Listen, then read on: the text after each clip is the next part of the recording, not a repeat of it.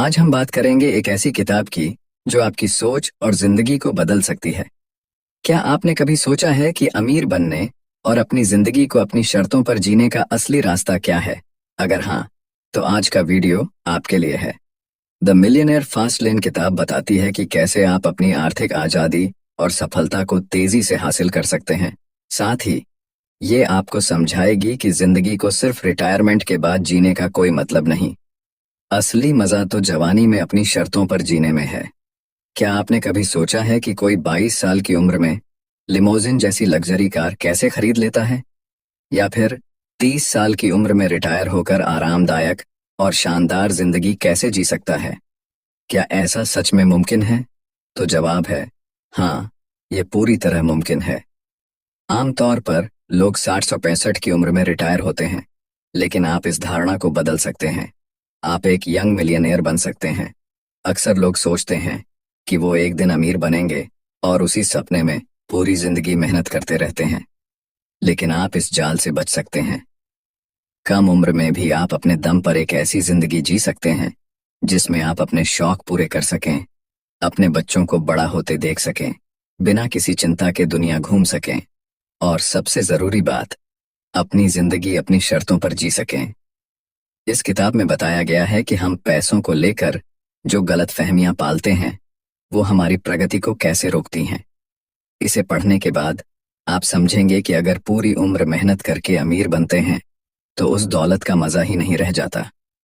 पैसा और लग्जरी जवानी में ही एंजॉय करने के लिए होती हैं। यह किताब 3 तरह की स्ट्रेटजीज के बारे में बात करती है। इनमें से सिर्फ फास्ट लेन स्ट्रेटजी ही वो रास्ता है जो आपको जल्दी सक्सेस और धन की ओर ले जाता है। असली पैसा केवल मंजिल तक पहुंचने से नहीं, बल्कि उस सफर को सही तरीके से तय करने से आता है।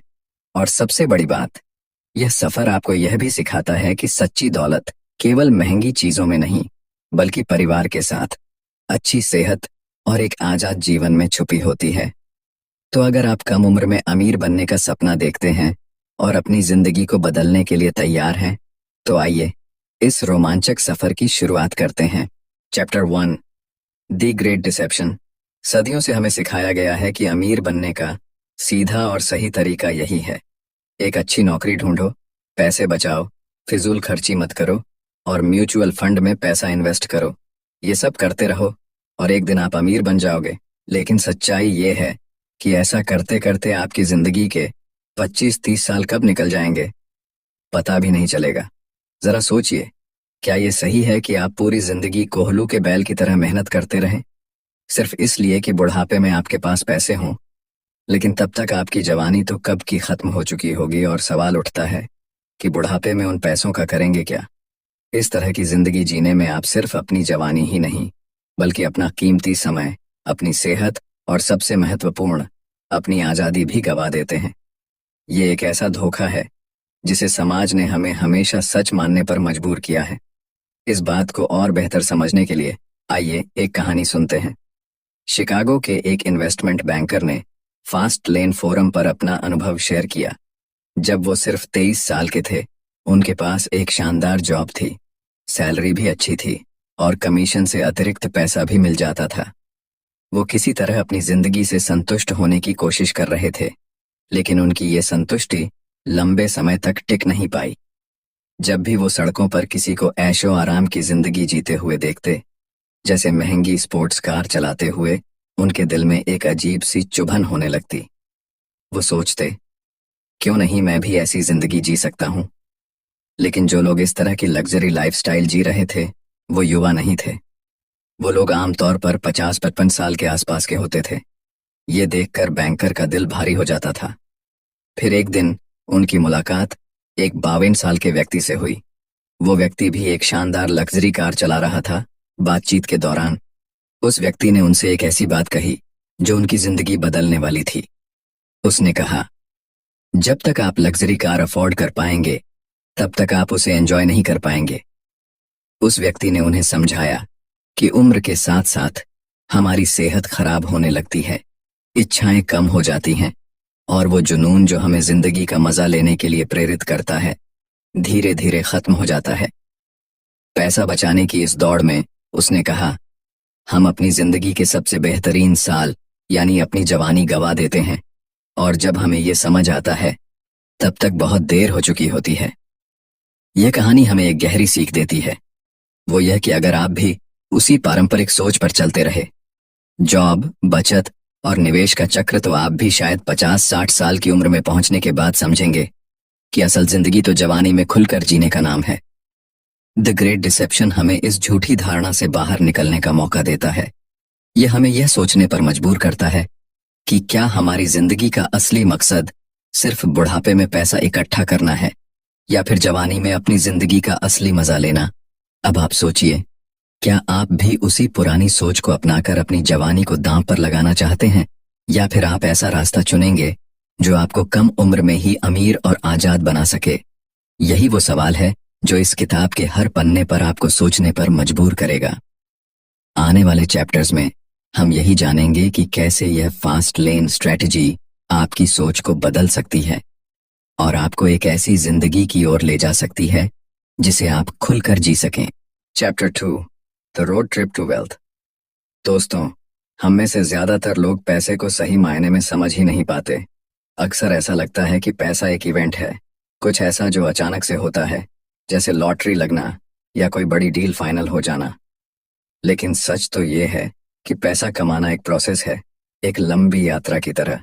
और इस यात्रा में सिर्फ मंजिल पर ध्यान देना काफी नहीं है, बल्कि इस सफर का आनंद लेना भी जरूरी है। कल्पना कीजिए कि आपकी मंजिल आपका सपना है, आपका वो बड़ा इवेंट जब आप अमीर बन जाते हैं। लेकिन उस इवेंट तक पहुंचने के लिए जो रास्ता तय करना होता है, वही असली जर्नी है। इस जर्नी में आपको अपने हर कदम, हर छोटे बड़े फैसले पर ध्यान देना होगा, क्योंकि यही आपको आपकी मंजिल तक पहुंचाएंगे। अब इस यात्रा को समझने के लिए हमें 3 चीजों की जरूरत पड़ती है। पहली है आपकी कार, जो असल में आप खुद हैं। आप ही तय करते हैं कि आपको किस दिशा में जाना है। दूसरी है आपका रूट, यानी वो रास्ता जिसे आप अपनी मंजिल तक पहुंचने के लिए चुनते हैं। और तीसरी है आपकी स्पीड, यानी आप अपने सपनों को पूरा करने के लिए कितनी जल्दी और मेहनत से कदम उठाते हैं। इस किताब के लेखक एमजे डेमार्को ने अपनी जिंदगी से एक बहुत रोचक किस्सा साझा किया है। एक बार वो अपने दोस्तों के साथ शिकागो से साउथ फ्लोरिडा रोड ट्रिप पर निकले।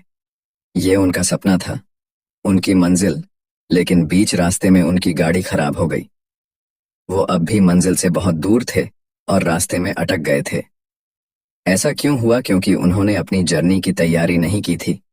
उन्होंने अपनी गाड़ी का पेट्रोल चेक नहीं किया, इंजन की हालत नहीं देखी और न ही सही रोड मैप तैयार किया। बस वो सिर्फ मंजिल के बारे में सोचते रहे। अगर उन्होंने इन छोटी छोटी चीजों का ध्यान दिया होता तो उनकी यात्रा आरामदायक और परेशानी मुक्त हो सकती थी। यही बात हमारी जिंदगी और हमारी सफलता पर भी लागू होती है। जब हम सिर्फ अपने ड्रीम इवेंट पर ध्यान देते हैं लेकिन जर्नी को नजरअंदाज करते हैं, तो रास्ते में दिक्कतें आना तय है। पर अगर हम अपनी जर्नी को भी अच्छे से प्लान करें और उस पर फोकस करें, तो मंजिल तक पहुंचना न सिर्फ आसान होगा, बल्कि और भी मजेदार होगा। अब सोचिए कि एक दिन आप पढ़ते हैं कि किसी ने अपनी कंपनी को $30 मिलियन में बेच दिया। ये खबर सबका ध्यान खींचती है। ये एक इवेंट है और हर कोई इसकी तारीफ करता है।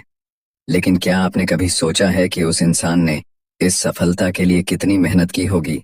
उसने कितनी रातें बिना सोए बिताई होंगी, अपनी एनर्जी और समय उस काम में लगाया होगा। सिर्फ इवेंट पर फोकस करना आसान है, लेकिन इसके पीछे का संघर्ष, वो लंबा सफर कोई नहीं देखता। यही बात एक एथलीट की कहानी में भी दिखती है। जब कोई एथलीट प्रोफेशनल बास्केटबॉल के लिए $50 मिलियन का कॉन्ट्रैक्ट साइन करता है, तो हर कोई उसकी सफलता की तारीफ करता है। लेकिन क्या वो उस पल ही अमीर हो जाता है? नहीं। उसने अपने खेल को बेहतर बनाने के लिए घंटों प्रैक्टिस की होगी। उसने न जाने कितनी बार हार का सामना किया होगा, चोटें सही होंगी और शायद कई बार सर्जरी भी करवानी पड़ी होगी। उसकी जर्नी संघर्षों से भरी रही होगी। हर बार गिरने के बाद उठने की हिम्मत ही उसे उस मुकाम तक ले गई होगी। इसी तरह अगर आप कुकीज बनाना चाहते हैं तो क्या होगा अगर आप सिर्फ आटा और चीनी को एक साथ मिला दें और सोचें कि कुकीज अपने आप तैयार हो जाएंगी? ऐसा नहीं होता। कुकीज बनाने के लिए हर सामग्री को सही मात्रा में मिलाना पड़ता है। और हर स्टेप को सही तरीके से फॉलो करना होता है। अगर कोई एक चीज भी छूट जाए तो रेसिपी खराब हो जाती है। सक्सेस भी एक रेसिपी की तरह है। अगर आप इस रेसिपी के हर इंग्रेडिएंट का ध्यान नहीं रखेंगे तो आपकी सफलता अधूरी रह जाएगी। पैसा, करियर और सपने, इन सब के लिए एक लंबी, मजेदार और रोमांचक यात्रा की जरूरत होती है। तो दोस्तों, याद रखें कि आपकी मंजिल जितनी जरूरी है उतना ही जरूरी है उस सफर का हर पल। अपनी जर्नी को एंजॉय कीजिए, हर अनुभव से सीखिए और एक दिन आप अपनी मंजिल तक जरूर पहुंचेंगे। Chapter 3, the sidewalk road map. चलिए अब बात करते हैं साइडवॉक रोड मैप की। ये वही रास्ता है जो इंसान को फाइनेंशियल स्ट्रगल और गरीबी की ओर ले जाता है। एमजे ने इसे फॉलो करने वालों को साइडवॉकर्स कहा है।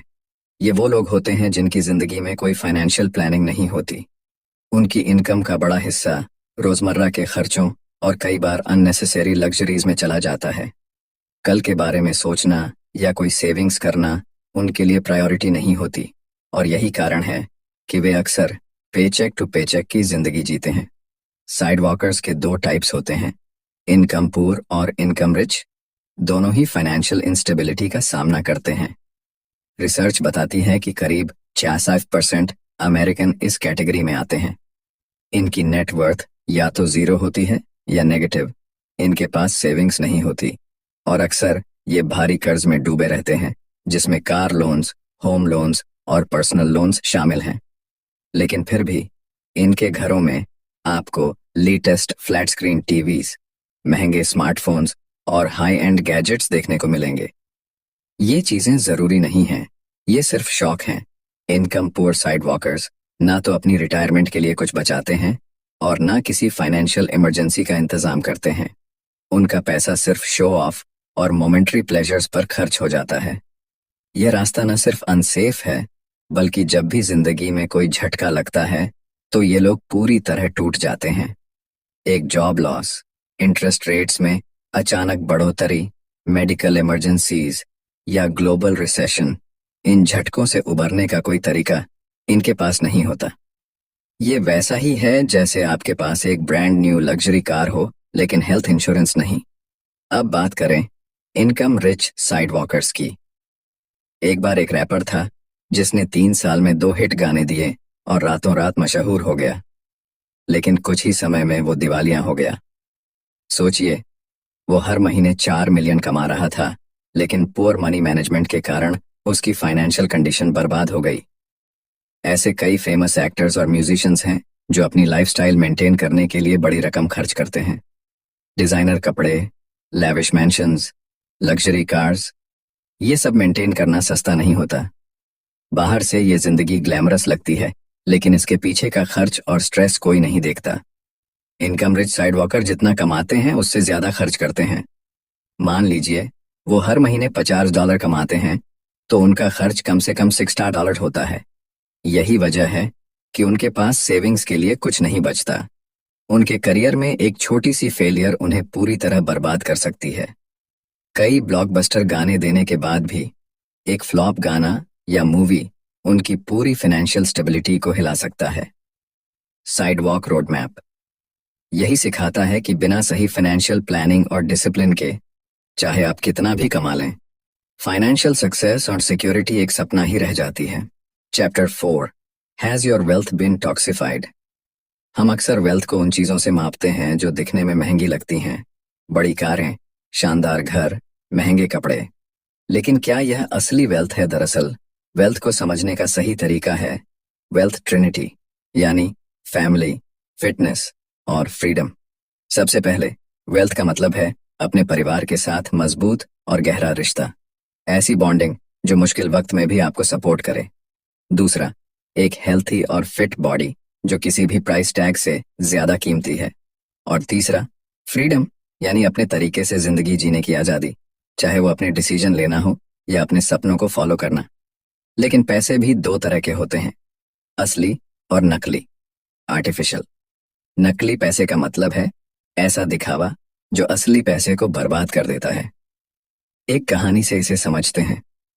एक एक्सप्रेसवे के पास एक पुराना अपार्टमेंट था जो रिपेयर के लिए चिल्ला रहा था। फेडेड पेंट, क्रैक्स और टूटे हुए कोने, लेकिन उसके पार्किंग लॉट में एक शानदार लग्जरी कार खड़ी रहती थी। एमजे, जो अक्सर वहां से जिम जाते थे, सोचते थे कि उस कार का ओनर कितना अमीर होगा। अगर वो $60,000 की कार अफोर्ड कर सकता है, तो क्या वो इस जर्जर अपार्टमेंट में क्यों रहता है? असलियत ये थी कि कार का मालिक दौलतमंद नहीं था, वो बस अमीर दिखने की कोशिश कर रहा था। ये है आर्टिफिशियल वेल्थ। जब आप वाकई में पैसे वाले नहीं होते, लेकिन पैसे वाले होने का भ्रम पैदा करते हैं। एक और कहानी सुनते हैं, हेनरी सुकार्नो, जो एक बड़ी फार्मास्यूटिकल कंपनी में काम करता था। उसका सैलरी पैकेज बहुत अच्छा था। उसने $1.8 मिलियन का एक ड्रीम हाउस खरीदा, स्विमिंग पूल, 5 कैपेसिटी वाला गैराज, घोड़ों के लिए अस्तबल, सब कुछ। हेनरी को लगता था कि उसने वाकई सफलता पाली है, लेकिन कहानी ने ट्विस्ट लिया। ऑफिस पॉलिटिक्स की वजह से उस पर काम का प्रेशर बढ़ता गया। उसका पूरा दिन काम और ट्रैवल में बीतने लगा। उसने घर इसलिए खरीदा था कि वो इसे एंजॉय करेगा, लेकिन रियलिटी यह थी कि उसे इस घर को अफोर्ड करने के लिए अपनी जिंदगी का हर पल कुर्बान करना पड़ा। इसका असर उसकी फैमिली लाइफ और हेल्थ पर पड़ा। उसकी आज़ादी छिन गई। अपने परिवार और खुद के लिए समय नहीं बचा। तनाव और थकान उसकी रोजमर्रा की जिंदगी का हिस्सा बन गई।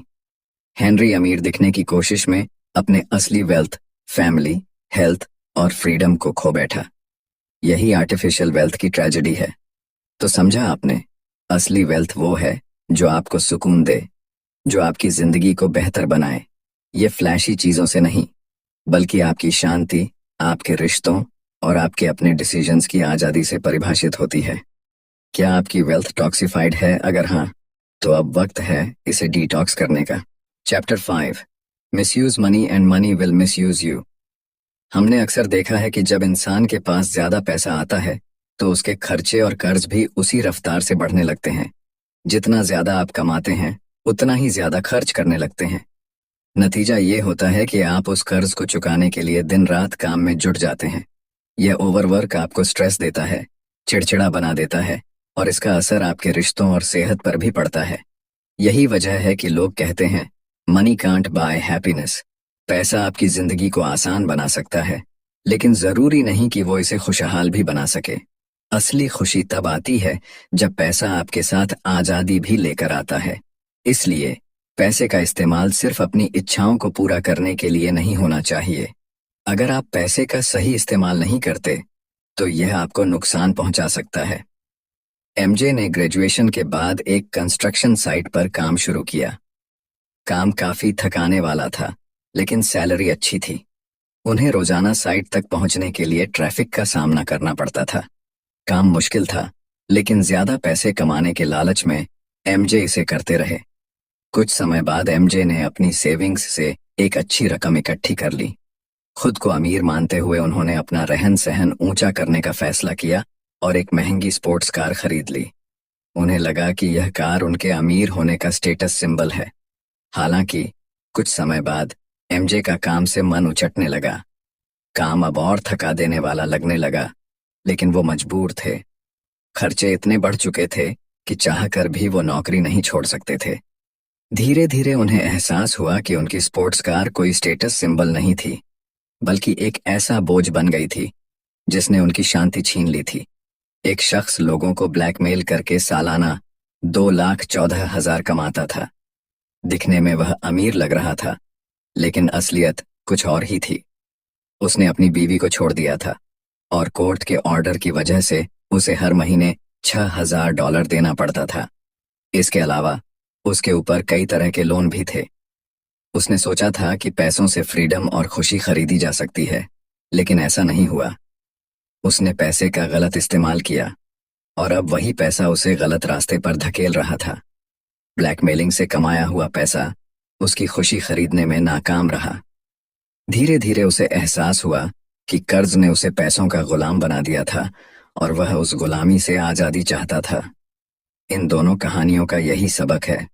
अगर आप पैसे का सही इस्तेमाल नहीं करेंगे, तो पैसा आपको कर्ज और दुख के जाल में फंसा देगा। पैसा केवल तब तक मददगार है जब आप इसे समझदारी से इस्तेमाल करें। Chapter 6, wealth demands accountability. क्या आपने कभी हिच हाइकिंग के बारे में सुना है? हिचहाइकिंग मतलब होता है सफर के दौरान दूसरों से लिफ्ट मांगकर आगे बढ़ना। यह एक रिस्की और अनिश्चित अनुभव हो सकता है, लेकिन यह सिर्फ सफर तक ही सीमित नहीं है। कई लोग अपनी जिंदगी और फाइनेंशियल प्लान में भी कुछ ऐसा ही करते हैं। वे अपनी फाइनेंशियल डिसीजंस का कंट्रोल दूसरों को दे देते हैं। इसका नतीजा यह होता है कि वे हेल्पलेस और दूसरों पर कंप्लीटली डिपेंडेंट हो जाते हैं। इससे बचने का सिर्फ एक तरीका है, रिस्पॉन्सिबिलिटी लेना।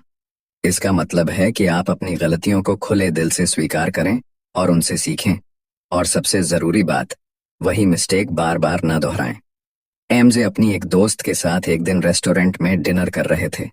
उस दोस्त ने बताया कि उसका आइडेंटिटी कार्ड खो गया है और वह इस बात से बेहद परेशान थी। जब एमजे ने उससे पूछा कि यह कैसे हुआ, तो उसने बताया कि मेक्सिको के एक रेस्टोरेंट में उसका पर्स चोरी हो गया था। उस पर्स में आइडेंटिटी कार्ड के साथ साथ कई जरूरी डॉक्यूमेंट्स भी थे।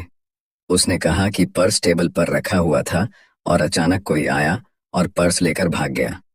अब सोचने वाली बात यह है कि गलती किसकी थी। जाहिर है यह उसकी अपनी गलती थी। वह जानती थी कि उसके पर्स में इम्पोर्टेंट पेपर्स हैं, फिर भी उसने उसे केयरलेस तरीके से टेबल पर छोड़ दिया। और सबसे चौंकाने वाली बात, यह पहली बार नहीं था जब उसका पर्स चोरी हुआ। अपनी गलती को समझकर सुधारने के बजाय उसने वही गलती फिर से दोहराई। यही असली प्रॉब्लम है। वह खुद को एक विक्टिम बना रही थी, बजाय इसके कि वह अपनी जिम्मेदारी लेती और अपनी हैबिट्स बदलती। अकाउंटेबिलिटी का मतलब है अपने एक्शंस की ओनरशिप लेना।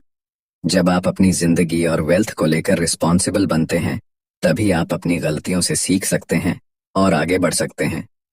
वेल्थ कभी भी उन लोगों के पास नहीं टिकती जो दूसरों पर निर्भर रहते हैं। ये सिर्फ उन्हीं को मिलती है जो अपनी लाइफ और फाइनेंशियल डिसीजंस का कंट्रोल अपने हाथों में रखते हैं। इसलिए यह वक्त है अपनी जिंदगी और डिसीजंस की पूरी अकाउंटेबिलिटी लेने का।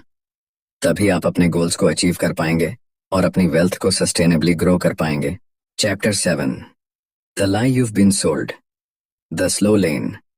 स्लो लेनर्स साइड वॉकर से थोड़ा बेहतर होते हैं। साइड वॉकर वो लोग होते हैं जो सिर्फ आज में जीते हैं। ना उन्हें आने वाले कल की परवाह होती है, ना कोई प्लानिंग, और जिम्मेदारी तो दूर की बात है। वहीं स्लो लेनर्स अपनी गलतियों को एक्सेप्ट करते हैं और उन्हें दोहराने से बचने की कोशिश करते हैं। लेकिन स्लो लेन का फंडामेंटल प्रॉब्लम यह है कि ये लोग एक बेहतर फ्यूचर की उम्मीद में अपना आज पूरी तरह सैक्रिफाइस कर देते हैं। स्लो लर्नर्स का मानना है कि दिन रात मेहनत करो, पैसे बचाओ और एक दिन फाइनेंशियली सिक्योर हो जाओ। लेकिन रियलिटी यह है कि फ्यूचर अनप्रेडिक्टेबल है, और सच कहें तो पैसों का असली मजा तभी लिया जा सकता है जब आप जवान हो, जब आपके अंदर उमंग और इच्छाएं हों। जब आप बूढ़े हो जाएंगे, तब बहुत सारा पैसा होने के बावजूद आप उसका पूरा आनंद नहीं ले पाएंगे।